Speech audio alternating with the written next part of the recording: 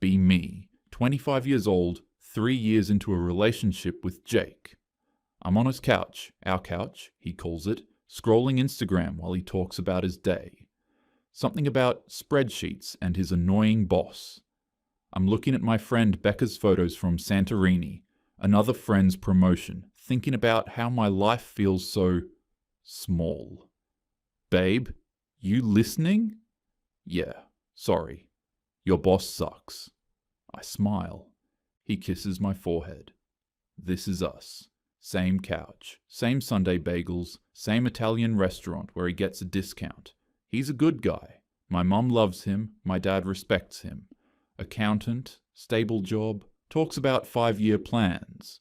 He wants to marry me. I know, because he hints, constantly. I was thinking, he says, maybe we should start looking at rings soon. My stomach drops. Not in a good way. Yeah, maybe later. I need air. In his kitchen, I stare at fridge photos of us. Me, smiling but not glowing. Just there. My phone buzzes, group chat. Becca. Girl Jake still hasn't proposed? You've been together forever? Marissa. Honestly, babe, you're so young, you literally settled for your first serious boyfriend. No shade to Jake, but there's so much more out there. I stare at those messages longer than I should. 2 weeks later, work conference. Boring panels, bad coffee, forced networking. I'm by the coffee station when someone says, "Those pastries look like they've been here since Tuesday." I look up. Tall, maybe 6 feet 2 inches, perfect navy suit, expensive watch. He's smiling like we're in on a joke. They 100% have been, I say back. Peter, senior consultant, Brennan and Associates, firm handshake, confident. Oh wow, I've heard of you guys. We talk through the entire break. Fortune 500 deals, Singapore trips, marathon training. He actually listens when I talk, leans in, maintains eye contact that makes my skin warm. Give me your number, he says. LinkedIn's for old people. I give it to him. Heart pounding. He texts that night. Not boring. Actual conversation. Funny. Flirty. We text every day. Photos from Boston hotels, asking about my weekend like he actually cares. Jake notices. Who are you texting? Just work stuff in the group chat.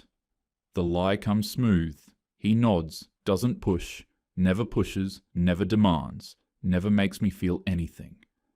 Peter texts Thursday at 10 p.m. Drinks tomorrow. Would love to see you.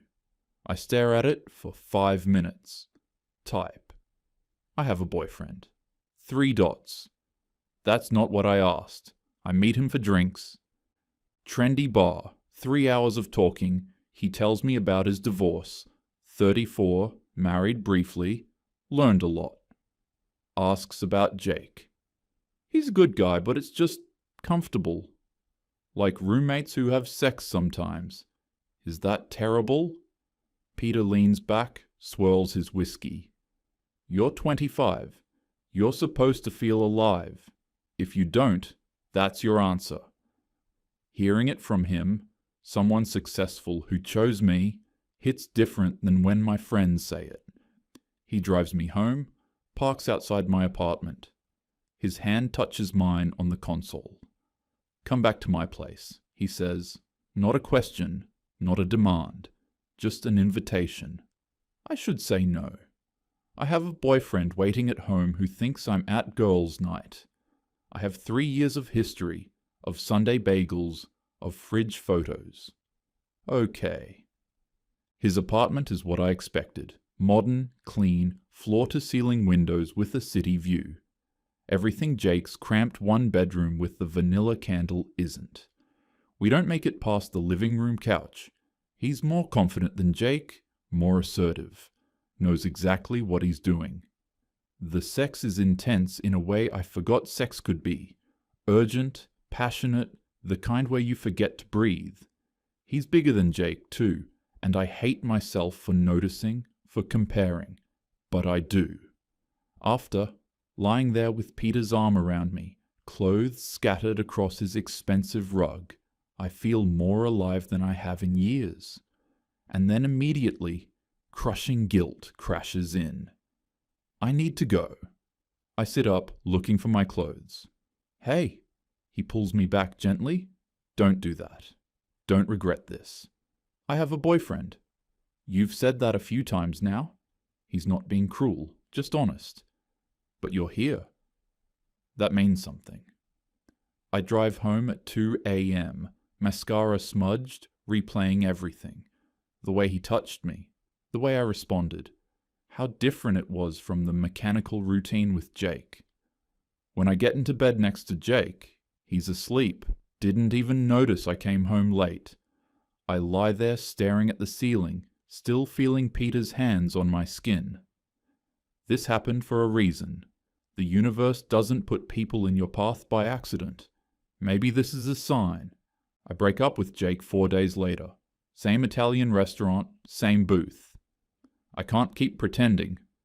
Jake, we need to talk. I don't think this is working. His face goes still. What? Where's this coming from? I feel stuck.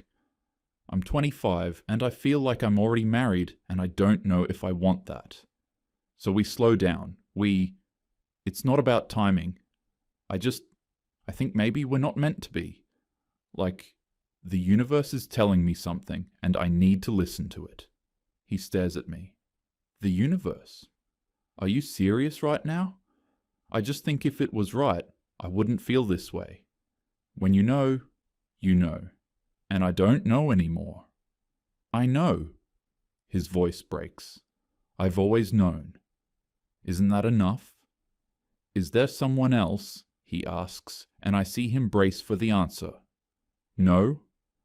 The lie comes easier the second time. I just need to figure out who I am outside of this relationship. He laughs bitterly. Right. Find yourself. That's great. You deserve someone who's sure about you, Jake. Someone who doesn't have doubts. I was going to propose at Christmas. I already bought the ring. The guilt squeezes my chest, but underneath, relief. Relief I'm getting out before it's too permanent. Relief that I listen to the signs.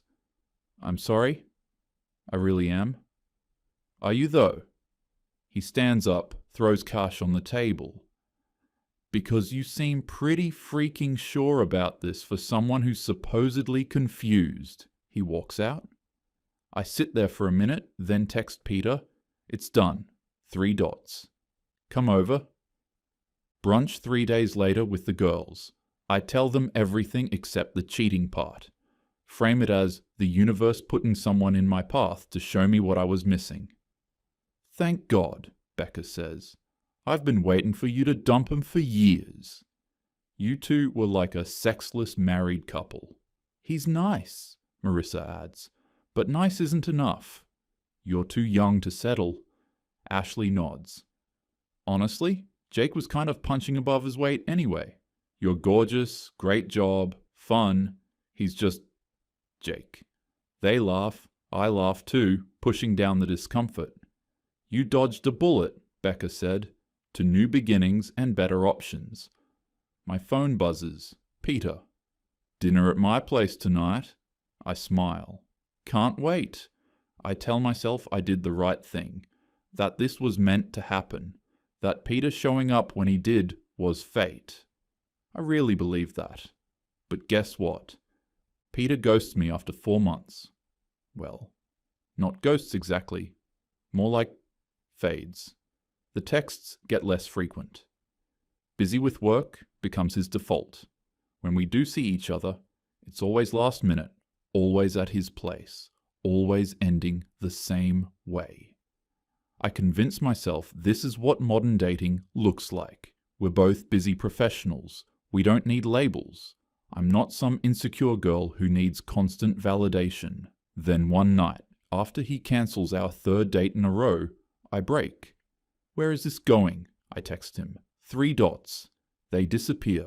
Come back. Disappear again. Finally, I think you're great, but I'm not really looking for anything serious right now. You're amazing though. You'll find someone. I stare at that message for 20 minutes. The next morning, I tell myself I dodged a bullet. Peter wasn't right for me anyway. Too emotionally unavailable. Too focused on his career. I deserve better. I spend the next 4 years chasing better. There's Ryan, the personal trainer with the six-pack who texts me gym selfies but never commits to actual dates. We hook up twice before he stops responding. There's Chris, the finance bro who takes me to expensive restaurants, talks about his portfolio, then isn't ready for a relationship after 3 months of stringing me along. There's Alex, who I meet at a rooftop party. Tall, confident, works in tech. We have incredible chemistry until I see him making out with someone else 2 weeks later. When I confront him, he shrugs. I didn't think we were exclusive. They all have one thing in common. They don't want me the way I want them. Meanwhile, regular guys keep trying. Tom, a teacher my friend sets me up with, texts me about a new Mexican place that opened. Want to check it out Friday? I say yes, but cancel the day of. Something came up with work. Rain check. There's no rain check. I just can't picture myself with the teacher. What would I even tell people? David from IT asks me to coffee after a work event. We meet up and he's fine. Nice. A little boring. He talks about his podcast and his coding bootcamp side gig. I'm on my phone half the time, barely pretending to listen. He doesn't text again. Good, I think. Wasn't feeling it anyway. At Sarah's birthday party, a guy named Mike approaches me at the bar. Contractor, friendly smile, clearly nervous. Hey, can I buy you a drink? I look him up and down. Paint-stained jeans, work boots, flannel shirt. I actually laugh. Not my type, I say, loud enough that his friends hear. His face goes red. His buddies exchange looks. He walks away. Marissa elbows me later. That was kind of harsh. I'm just being honest, I say. Why waste his time? My friends start settling down. Sarah gets serious with the electrician. An electrician. She shows me photos of them at Home Depot, picking out tiles for their bathroom renovation. She's glowing. That's cute, I say, trying to sound supportive. Later to Becca. Sarah really settled, huh? An electrician. She has a master's degree. Becca shrugs. She seems happy. She seems comfortable. There's a difference, but one by one they all couple up. Normal guys with normal jobs. Not exciting, not high status, just there, available, consistent. The group chat changes. Less drinks tonight and more can't date night or, sorry, we're looking at houses this weekend. I get promoted at work. Senior project manager, corner office. I move to a better apartment. 1 bedroom in a nicer neighborhood, marble countertops, gym in the building. I tell myself I'm choosing myself, building my life. I don't need a relationship to be complete. The years blur together. I'm 27, then 29, then suddenly I'm 32, and nothing feels different except everything does. I'm getting ready for girls' night, the rare kind where everyone's actually available, and I'm taking longer than I used to. Concealer for the dark circles, more blush to look alive, careful contouring. The lighting in my bathroom feels harsher than it used to, or maybe my face just looks different. I meet Becca and Ashley at our usual bar. Marissa's at home with her fiancé. Sorry, he's not feeling well. Sarah's pregnant, not drinking anymore. There's a new girl with us, Jess, from my office. She's 25, laughing easily, in a crop top and jeans that look effortless. We're standing by the bar when I notice it. A guy in a button-down approaches our group, makes eye contact with me for a second, then turns to Jess. Hey, I love your energy. Can I buy you a drink? She giggles. Sure. I stand there, drink in hand, like I'm invisible. It happens again 20 minutes later. Different guy, same pattern. Glances at me, approaches Jess. Do you guys know each other?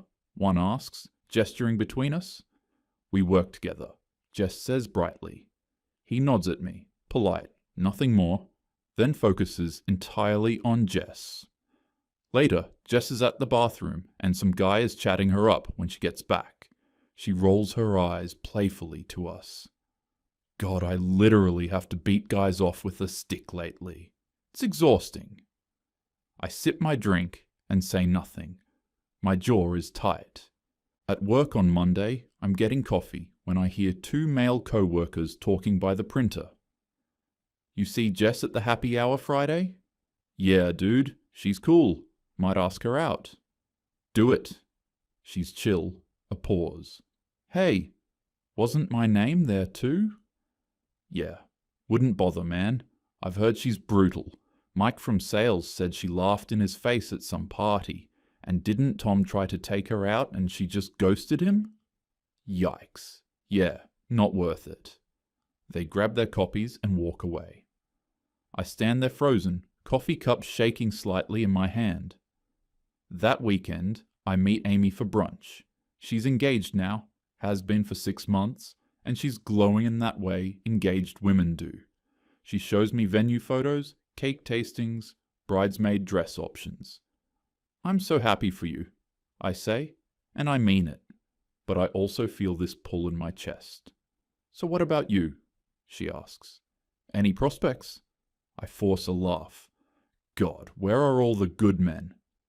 I seriously can't even get approached anymore. It's like I'm invisible. Amy's smile falters. She looks down at her drink, then back at me. Do you really want to know? Something in her tone makes my stomach drop. What? She sighs. Look, I love you. But, guys talk. You have a reputation. A reputation? For harsh rejections, like really harsh. Remember Mike from Sarah's birthday? He told everyone that you laughed at him in front of his friends, and Tom mentioned you flaked on him. And there's other stories too. Guys in our circle just don't want to risk it. The words hit like ice water. I was just being honest. I'm not going to go out with someone I'm not interested in. I get that, Amy says gently, but there's a way to do it. And now, guys just warn each other. It's not worth the ego hit. I sit there. Amy's words echo in my head. That night, I lie in bed scrolling Instagram. I don't know why I do it. Muscle memory, maybe. But I unblock Jake. I haven't looked at his profile in years. Last I knew, he'd made it private. Now it's public again. And the first thing I see is a photo from 3 weeks ago.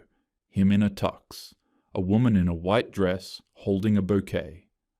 She said yes in the caption. I click through. Her name is Emma. She's pretty.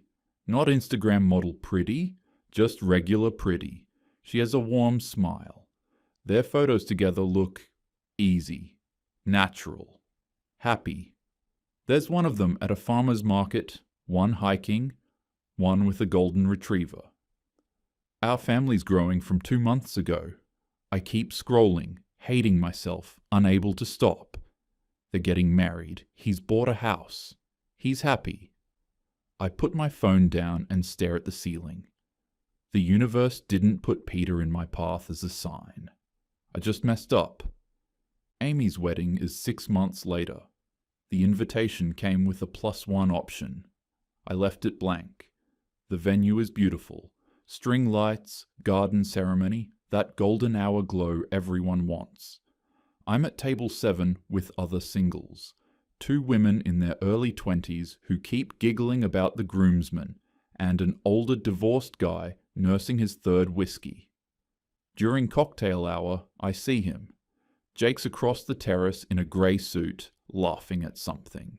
Next to him is Emma in a blue dress. She's touching his arm, looking up at him with this easy affection. He looks good. Better than I remember.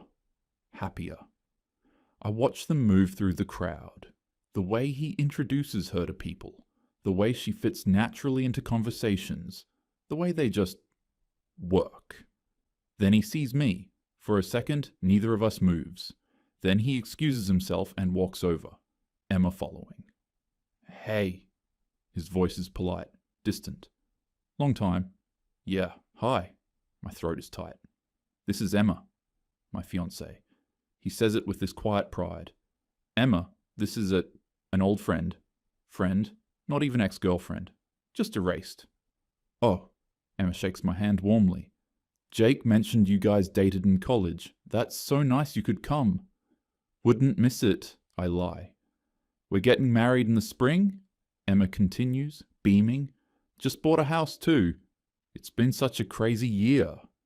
That's amazing. Congratulations. Jake nods. Thanks. Well, good seeing you. Take care. That's it. 30 seconds and he's ready to leave. No lingering glance, no awkwardness. He's completely moved on. They walk away together, his hand on her lower back. I grab another glass of wine. The DJ plays a slow song after dinner. The dance floor floods with couples. Amy and her husband, swaying and laughing. Sarah and her electrician, her pregnant belly between them. Becca and her boyfriend of 2 years. Jake spins Emma under the string lights. She's laughing, radiant. He pulls her close and she rests her head on his chest. I'm at table 7 with strangers, finishing my 3rd glass of wine. I think about the night I dumped him. How certain I was. How sure that Peter was better, that I deserved more. How Jake asked if there was someone else and I lied to his face. Emma is exactly the kind of girl I would have judged 7 years ago. Normal job, normal life, probably doesn't even have Instagram. But she has what I don't. Someone who chose her and stayed. I leave early, claim a headache. In my hotel room, I cry for the first time in years. The next week, I do something desperate. I make a list in my phone of guys I rejected. Tom, David, Mike, a few others whose names I barely remember. I find Tom on Instagram. Type out, "Hey, been thinking about you lately. Would love to catch up if you're free." He responds 3 days later. "Hey, sorry, I'm seeing someone. Take care though." I try David. The message shows as read. He doesn't respond. I find Mike on Facebook. Send a casual, "Hey, how have you been?" He replies within minutes, "LOL, no thanks." I stare at those 3 words until they blur. There's a guy from work who asked me out 2 years ago. I search his profile. Recent post, vacation photos with his wife. Wife. Everyone moved on, everyone found someone, everyone except me. I download Hinge, then Bumble, then Tinder.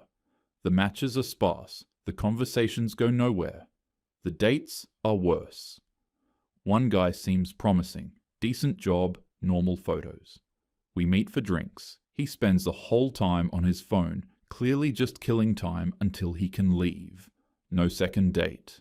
Another match is explicit about just wanting to hook up. I decline. He unmatches immediately. The quality is nothing like it used to be. Or maybe I'm nothing like I used to be. Then I do the most desperate thing. I unblock Jake's number, type out a message, delete it. Type again. "Hey, I know this is random, but seeing you at Amy's wedding got me thinking. Would you want to grab coffee sometime? Just to catch up." I hit send before I can stop myself. He responds the next day. "I don't think that's a good idea. I'm happy where I am. I hope you find what you're looking for. Take care." The politeness is worse than anger. He doesn't care enough to be upset. I'm just a footnote in his past. I'm nothing to him now. I go home to my expensive apartment with the corner office view and marble countertops. This is all men's fault, honestly. They're so shallow. They only want young women. It's disgusting. Women hit their peak later. I'm more successful now, more interesting, more accomplished than I was at 25. But do men care? Number. They just want some 23-year-old with nothing to offer, but a pretty face. It's not fair. Women are told to focus on our careers, build ourselves up, not settle. Then suddenly, we're too old, and guys are chasing girls who are barely legal? The dating game is rigged against us. Jake got lucky, that's all. Emma probably trapped him. And Peter was just an asshole who led me on. They all did. Ryan, Chris, Alex. They're all commitment phobes who wasted my time. I did everything right. I had standards. I knew my worth. That's what you're supposed to do. It's just unfair. Men get to take their time, play the field, then settle down whenever they want. Women get an expiration date. I didn't do anything wrong. The system is just broken.